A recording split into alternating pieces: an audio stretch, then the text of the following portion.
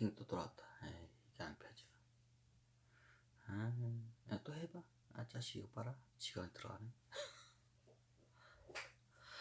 자, 이번에는 아까 하여튼 저기 전 강의를 바탕으로 해서 이제 어떻게 저기 벤처 기업들이 이게 저기 IT 버블도 그렇고 벤처 회사들이 어떻게 투자자들을 속이고 돈꿀을 빼먹는지 한번 제가 한 사례를 보겠습니다.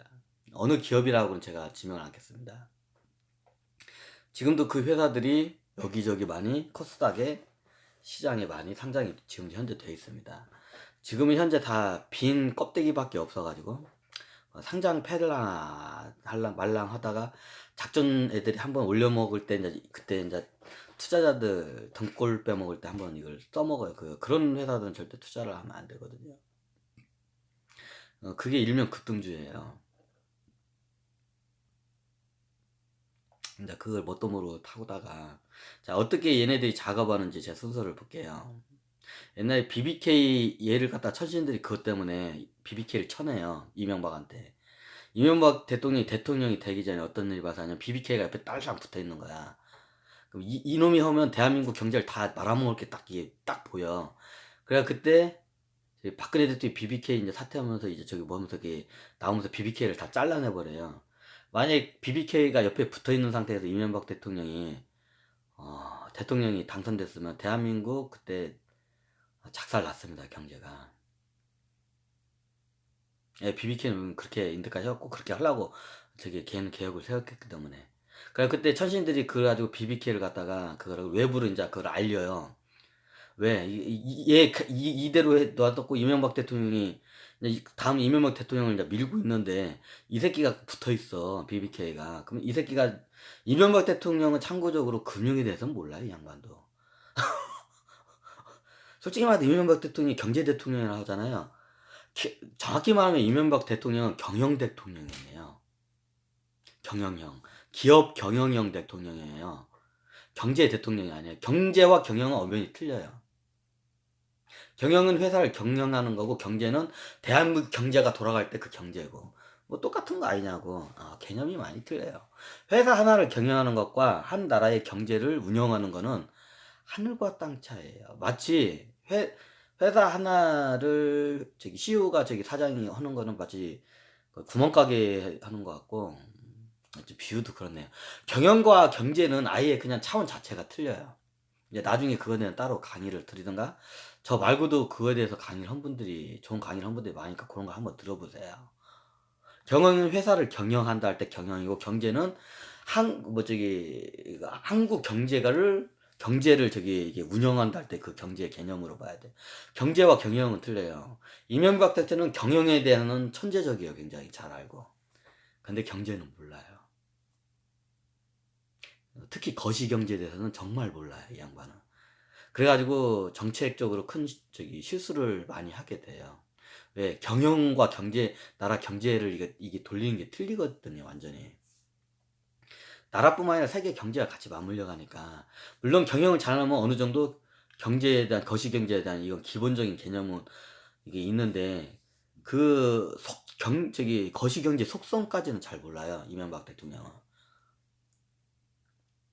그러니까 참모적으로 이제 경제 있는데, 제 참고적으로 옛날에 노무현 대통령이었구나. 노무현 대통령의 경제 참모를 제가 한번 만난 적이 있었어요. 잠깐 만나서 얘기를 했는데 아, 그 본인 입으로도 옛날에 거기 노무현 정권 때 본인이 거기 경제 그 참모라고 자기 입으로도 그때 얘기를 했거든요. 근데 제가 그 양반하고 경제에 대해서 저는 이제 경제에 대해서 옛날 중고차 장사 할 때부터 한 10 몇 년 동안은 경제에 대해서 서적도 많이 보고 강의도 많이 들었기 때문에 나름 실질적으로 이게 뭐냐 나름적으로 많이 이게 공부를 했어요. 물론 이론적으로이긴 하지만 근데 그 양반하고 제가 대화를 했었는데 좀 길게는 않고 하루 동안 하루만 딱 만나가지고 대화를 했었는데 제가 놀랐어요. 아니 어떻게 대통령의 경제 참모라는 양반이 거시경제 참고한 양반이 어떻게 이렇게 국제 정세에 대해서 모르지? 제가 그때 너무 놀랐어요. 그만큼 이게 우리 정치인들이 거시 경제나 경제에 대해서는 너무나도 몰라요. 그때 이명박 대통령을 제가 뭐 이렇게 변호하는 게 아니라 이 양반이 사람들이 뭐 옛날에 큰 저기 현대 거의 건설 뭐 기업들도 저기 운영했으니까 경제 당 이게 틀려요. 기업을 운영하면서 경제를 보는 관점하고 국가를 운영하는 관점하고는 완전히 틀려요, 이게. 그래가지고 그때 이명박 대통령도 실수를 많이 해요. 왜냐면 거시경제를 잘 몰랐기 때문에. 제가 여태 대통령 중에서 뭐 저기 이 대통령 저도 별로 그렇게 좋아하지 않는데 거시경제를 이거를 잘 운영을 한 사람이 역대 우리 대통령 중에서 전두환 대통령이에요.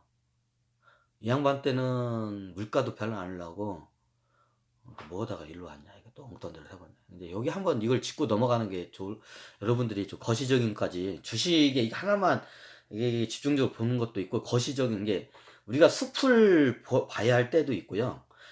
그 나무 한 그루를 정확히 봐야 했고 그 나무 중에 있는 잎사귀 하나를 우리가 디테일하게 관찰해야 할 때가 있고 그리고 우리가 하늘에서 온 저기 숲을 위에서 저기 그 매처럼 숲을 한눈에 이렇게 높은 데서 바라볼 수 있는 관점으로 보기도 해야 돼요. 그런데 여러 관점적인 입장으로 이렇게 제가 말씀을 드릴 거예요. 강의를. 제가 왜 저도 뭐 솔직히 개인적으로 이 대통령은 별로 안 좋아합니다. 이게 전두환 전 대통령이요. 근데 역대 대통령 중에서 거시 경제를 잘 알고 잘 대처한 게 전두환 대통령이에요. 이게 뭔 소리냐고요? 이게 뭔 거지 같은 소리냐고. 뭐, 저 자식 옛날 광주 사태, 전라도 놈인데, 광주 사태도 그거 잊어먹었냐? 뭐, 이제 이런 하는 분들이 많았어요. 이제, 그거는 당연히, 그건 안 좋은 거고요. 과는 과고, 오는 오고, 과오는 과오니까, 그거는 과오고, 역대 대통령 중에 제가 봤을 때는 전두환 대통령이 최일고, 경제적인 거는 제일 이게 잘 적어 있어요. 이게 전두환 대통령의 예화가 하나가 있어요. 어떤 예화가 있냐. 참고적으로 제가 뭐 전두환 대통령을 변호하거나 이거를 뭐 미화하려는 거 아니에요. 그러니까 있는 사실을 저는 그냥 합니다. 그냥 과는 과고 오는 오고 이게 이제 여러 다각적인 입장에서 이제 그거를 관찰을 여러분들이 뚜렷이 해야 정확히 이게 경제나 경영 같은 거 주식을 할 때 감성적으로 이거를 접근을 하게 되면 실패를 하게 돼요. 냉철해야 돼요. 냉철한 입장에서 한번 제가 역사적인 사실을 한번 보겠습니다. 왜 전두환 대통령을 저는 전두환 대통령은 말 그대로 군인이에요. 경제의 경자도 모르고 경영의 경자도 모르고 정치의 정자도 모르는 그냥 단순 무식한 싸우라면 싸우고 그냥 하면 가서 그냥 때려 죽이는 이게 전문인 장군 군인이에요. 당연히 경제에 대해서 알 수가 몰라요. 근데 다들 아다시피 전두환 대통령께서 또 깨서라 전두환 대통령이 하여튼 전두환 대통령이 그냥 제 편한 대로 하겠습니다. 이거 가지고 딴지걸 양반 겁나 많은 거 아니야. 전두환 대통령이 그 당시에 이제 쿠데타 일으켜 대통령이 되고 처음에 한 다음에 이제 그러니까 어차피 국가를 운영한 거는 먹고 사는 문제는 국민들을 먹고 살게 해줘야 잘 먹게 살게 이게 첫 번째잖아요. 그리고 나라를 이제 국방을 갖다 튼튼히 가지고 외적으로부터 이제 국민들을 보호하고 그게 국민을 보호하고 그리고 두 번째는 이제 국가의 이제 이런 경찰이나 이런 거 같은 거 그 치안을 안정시키는 거. 그래가지고 그때 삼천경찰 돌려요 전투안이 치안을 확보시키기 위해서 치안이 그때 어지럽기 때문에 두 번째 국가 역할이 첫 번째가 국가가 국민에게 해주는 서비스가 첫 번째 그거예요. 외구나 이런 적군으로부터 다른 나라로부터 국민들을 보호를 해야 돼요 백성들을. 이게 국가의 첫 번째 국민들에게 해줘야 당연한 서비스예요. 국가 서비스예요. 이 국가 서비스를 받기 위해서는 우리는 세금이라는 비용을 지불을 해야 돼요. 세금을 지불하자면 군인들 월급을 못 주잖아. 그럼 당연히 안 되겠죠. 이게 첫 번째 국가 서비스가 외세로부터 이게 국민들을 보호하는 게 첫 번째. 두 번째가 뭐냐? 치안이에요. 그 다음에 국가가 처음에 태동할 때 첫 번째가 이 순서대로 가요. 그 다음에 치안이에요. 이제 법 같은 거 비슷한 걸 만들어가지고 관습법 같은 걸 만들어가지고 서로 간에 이렇게 이해 상충하면 싸우게 되잖아요. 이제 그거를 못하게끔 이제 법이란 테두리를 만들고 해가지고 치안을 확보해요, 안에를. 이게 두 번째 국가의 역할이에요. 이제 세 번째 국가 역할이 뭐냐? 국민들이 굶어 죽지 않게 먹고 살게끔 해주는 게 세 번째 국가의 서비스예요. 이제 네 번째가 뭐냐? 네 번째가 국가가 해줄 수 있는 서비스가 공교육이에요. 이제 다섯, 여섯, 일곱, 여덟 이제 복지가 야 날아가는데 이 네 번째가 제가 현재 인류에게는 기본적인 국가의 서비스예요. 첫 번째 외세로부터 국민들을 보호한다. 이게 첫 번째 서비스. 두 번째 국가가 제공하는 서비스는 경찰이나 이런 검사, 이런 판검사 같은 이런 법제 시스템 같은 거, 치안 시스템을 가동해 가지고 치안을 확보하는 거예요. 안전하게. 이게 나쁜 사람이 약한 사람을 막 함부로 약탈하고 죽이고 강간을 하지 못하게끔. 이게 치안 서비스의 국가에. 이제 세 번째가 뭐냐? 세 번째가 국민들이 굶어 죽지 않게 이거를 구휼을 한다고도 하죠. 이걸 갖다가 이제 구휼 서비스라고도 해요, 예전에는. 이게 세 번째가 국민들이 굶어 죽지 않게 구휼 서비스예요. 이제 네 번째가 뭐냐? 이게 이제 적용된 지가 이제 근대화 국가가 되면서 이게 돼요. 교육 시스템, 공교육 서비스예요. 교육 서비스. 누구나 교육을 받을 수 있는 권한과 의무가 있다. 권한이 있다. 이게 교육 시스템, 이게 네 번째예요. 이 근대 사회 국가가 이제 여기서 완성되고 이제 뒤로 가면서 복지국가 되면서 나라마다 이제 그 국가가 제공하지는 국민들한테 제공하는 서비스가 천차만별입니다. 자, 왜 이걸 먼저 얘기하냐면 정부에서는 국민들이 먹고 살게끔 해줘야 돼요. 그러면 경제에 대한 시스템을 잘 이해를 해야 돼요. 치안도 국방과 치안이 먼저 확보가 돼야 하고요. 그럼 어떻게 되냐? 그러면 이제 나라를 이제 국방을 강성을 하게 하고 치안이 안정이 되고 국민들이 먹고 살게끔 만들어야 돼요. 그럼 어떻게 하냐? 경제에 대해서 알아야 돼. 근데 군인은 경제에 대해서 몰라. 예전에 유명한 설화가 있어요. 이제 대통령이 전두환 대통령을 제가 두둔하는 건 아닙니다. 그냥 있는 사실을 그대로 얘기합니다. 여러분들이 직접 찾아보시길 바랍니다. 저 같은 참고적으로 최고 경제를 잘 한 게 전두환 대통령이 제가 봤을 땐 잘했고, 두 번째가 이제 당연히 우리가 잘 하시는 이제 박정희 대통령. 세 번째가 우리를 IMF에서 이제 대한민국을 건져낸 김영삼 대통령. 저는 이게 딱 넘버 3라고 봐요, 이번 경제 대통령으로서는. 다른 건 다 빼고 경제 대통령으로서는, 제가 봤을 때는 메달을 준다면 금메달은 전두환 대통령, 은메달은 박정희 대통령, 동메달은 김대중 대통령. 저는 지금 외국에 다 주식하고 경제하고 다 연결이 되기 때문에 정치하고도 이 말 하면 뭐 이런 개 거지 같은 새끼 옛날 광주 사태 때 광주 사람들 전두환이 얼마 주겠는데 이 씨발놈 새끼 너 전라도 사람 맞냐 이렇게 너도 전라도민이잖아 이렇게 또 산대전을 양반들 분명히 많이 있더라면 그거는 잘못된 겁니다. 근데 그때 시대가 또 그랬고 저도 예전에 뭐 사람을 겁나게 많이 죽여본 입장으로서 좀 그 심정도 약간 이해가 되기도 합니다. 왜냐면 위험한 상황이 되면 뜻하지 않게 많은 사람들을 죽일 수 있는 상황에 몰리게 돼요. 예전에 일본의 원자 폭탄은 두 도시에다 원자 폭탄을 떨어뜨리잖아요. 트루먼 대통령이잖아요. 트루먼 대통령이 악인이냐? 어마어마하게 일본 사람들 죽이잖아요. 원자 핵으로. 근데 굉장히 이 사람 인품이 두텁고 선한 사람인 거 누군지 다 알아요. 하지만 그 상황에서 어마어마한 일본 사람들 죽이죠. 그때 원자폭탄 2달 이러면서. 근데 이런 경우가 생겨요. 제가 두둔하는 건 아닙니다. 왜 우리가 또 넓게 보면 넓은 시야적인 관점으로 보면 이런 거를 토론을 서로 통해서 자기 이익을 이게 앞세우는 토론이 아니라 우리가 같이 상생하는 입장에서 사람들이 말은 상생하자 이 말이지만 이 말은 제 귀로는 어떻게 들리냐면 저기 잘 사는 놈 나한테 줘.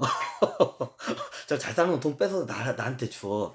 내가 봤을 때는 이 소리로밖에 안 들려. 현대인들의 상생이라는 거는. 우리가 상생이라는 진짜 의미를 한번 우리가 제대로 짚어봐야 할 것 같습니다. 자, 왜 그 당시에 다시 또 언론조사는 전두환 대통령이 어떤 일이 발생하냐면 대통령이 이 양반이 군인이 아무것도 몰라. 단순 무식해. 진짜 깡패같이 그냥 사람만 잘 죽이고. 그러니까 이제 대통령이 됐는데 이제 국가가 이제 먹고 사는 문제가 첫 번째잖아요. 이제 국민들. 그래가지고 어떻게 하냐. 사람들 딱 몰아놓고 이제 여러 사람들한테 이제 잠을 하는 거야. 우리나라에서 경제에 대해서 최고 이게 1등이 누구냐. 경제에 하면 1등 누구냐고. 하니까 그 당시에 이제 사람들이 대부분 그 사람을 지목을 해요. 이제 경제에서 잘 아는 사람들한테 이제 자기 맨투맨을 불러드리는 거야. 이제 전두환 대통령. 우리나라에서 경제에 대해서 최고 이렇게 능통하고 잘하는 사람이 누구냐? 누굽니다. 다음 사람 또 불러. 경제에서 이게 교수나 이런 사람들, 아니면 경영자들이나 이런 거, 아니면 재벌들을 불러. 이렇게 누가 경제에서 잘하냐? 누굽니다. 그러니까 보니까 대부분이 그 한 사람을 지목하는 사람이 나온 거예요. 그게 이제 저기 장관으로 임명을 해요. 재무부 장관인가 경제부 장관인가 까먹었네. 하여튼 장관으로 임명을 해요. 그게 그 양반이에요. 근데 그 양반을 딱 불러들이면서 딱 첫 마디가 전두환 대통령이 당신 경제 대통령 하셔. 이 나라 대통령은 내가 할 테니까 경제 대통령은 당신이 하셔. 나는 군인이라서 어디 가서 저기 총 탱크 칼로 이렇게 탱크 총으로 그냥 가서 그냥 저기 싹 쓸어버리는 건 내가 자신이 있는데 경제에 대해서 내가 아무것도 몰라. 근데 내가 물어보니까 우리나라 사람들이 저기 여기 날고 기는 경제에 대한 겁니까? 당신이 우리나라에서 경제에 대해서 최고 이게 저기 능통하다고 다들 말하더라고. 내가 당신 경제에 대해서는 내가 이게 저기 무조건 전폭적으로 밀어줄 테니까 우리나라 경제 대통령 당신이 하셔. 이제 혹은 이제 전두환 대통령이 그 사람하고 전폭적으로 진짜 밀어줘요. 왜냐면 본인 자체가 군인이기 때문에 경제에 대해서 몰라요. 어떻게 운영해야 할지를.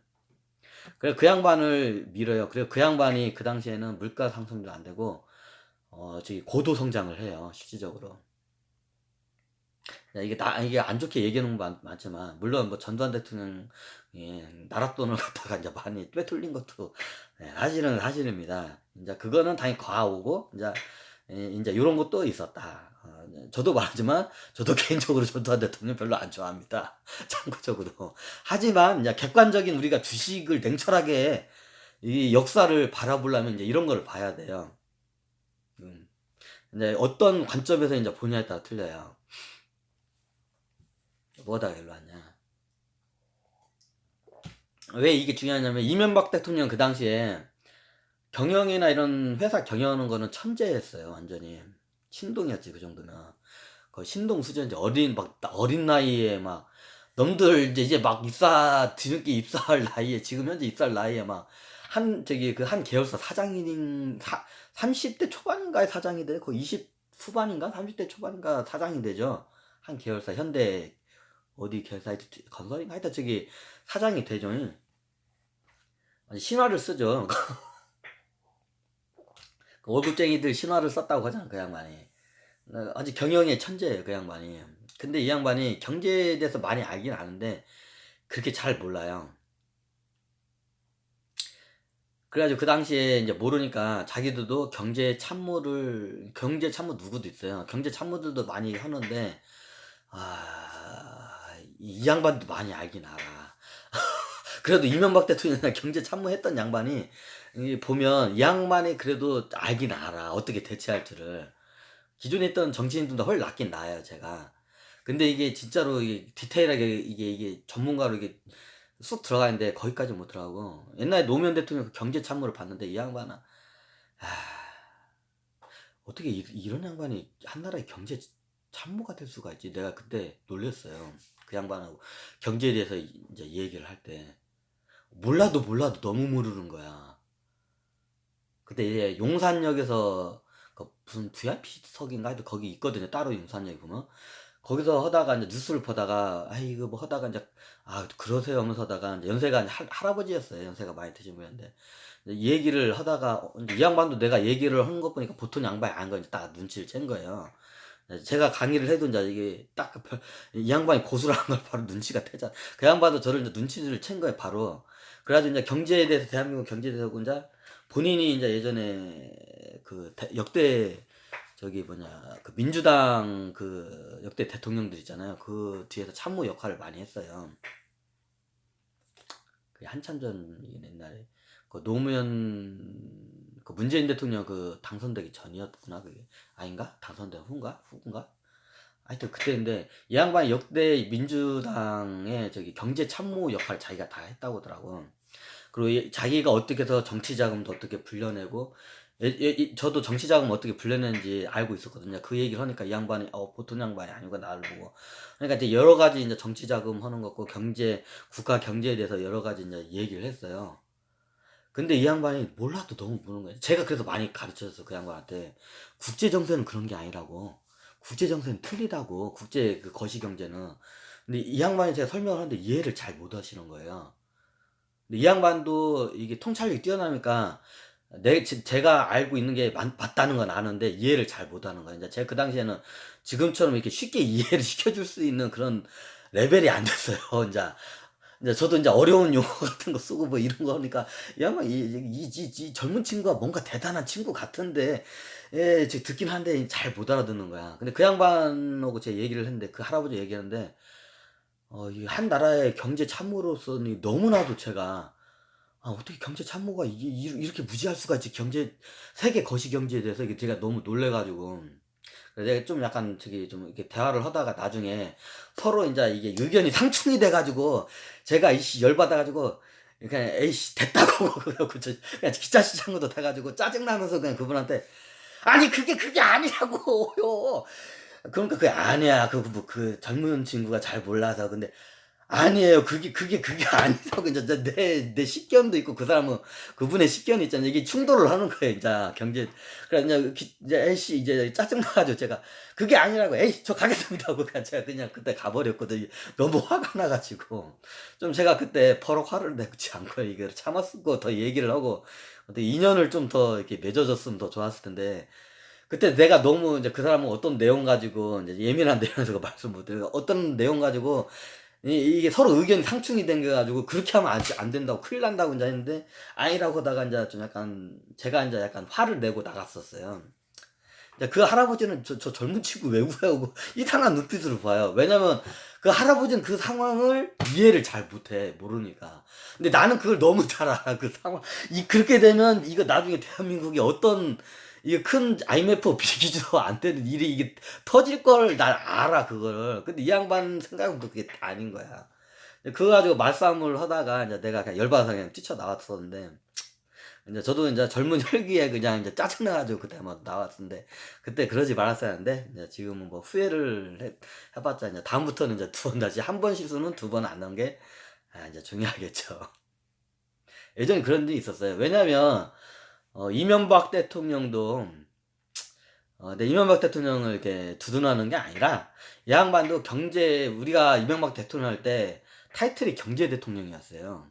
근데 이 양반이 정확히 따면 경제 대통령이 아니라 기업 경영 대통령이에요. 기업 경영 끝내주기 잘하는 대통령.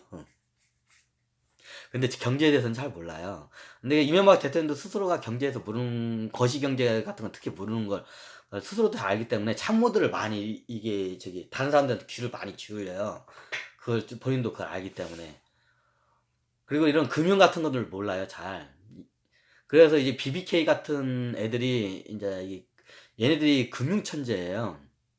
정확히 말하면 금융 마피아예요. 금융 깡패. 금융 마피아, 금융 양아치예요 내가 봤을 땐 BBK 얘네들은.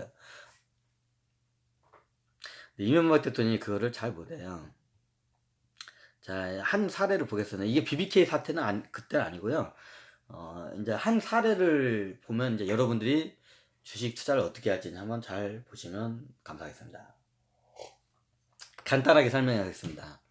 자 우리는 벤처기업을 아주 중요시 여기고 우리는 벤처기업을 국가에서 거의 무상에 가까운 돈으로 다 그냥 돈을 그냥 줘요. 그냥 나중에 안 갚아도 된다 하고 그냥 나중에 커서 저기 큰 삼성 같은 큰 회사가 돼서 세금 많이 내면 국가 입장에서는 그게 저기 100개 예를 들어서 100개 1000개 아니 10,000개의 벤처기업에다가 투자를 하잖아요.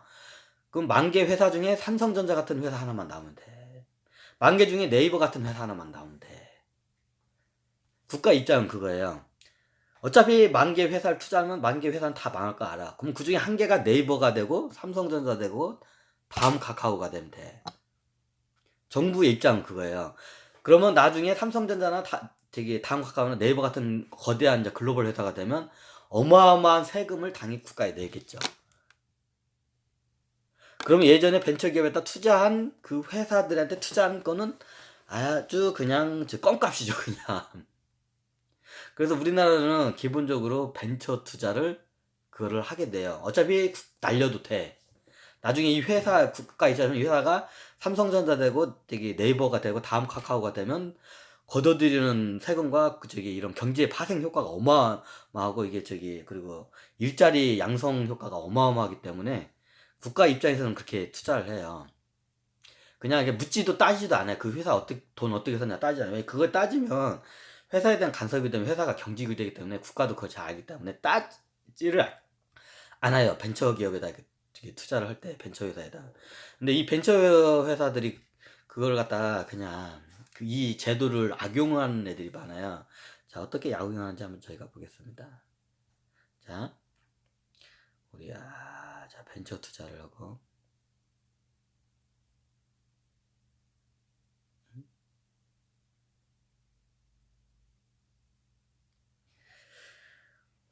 잠깐만. 이걸 한번 끊을까요, 여기서? 잠깐만. 여기서 이제 한번 끊겠습니다. 이거.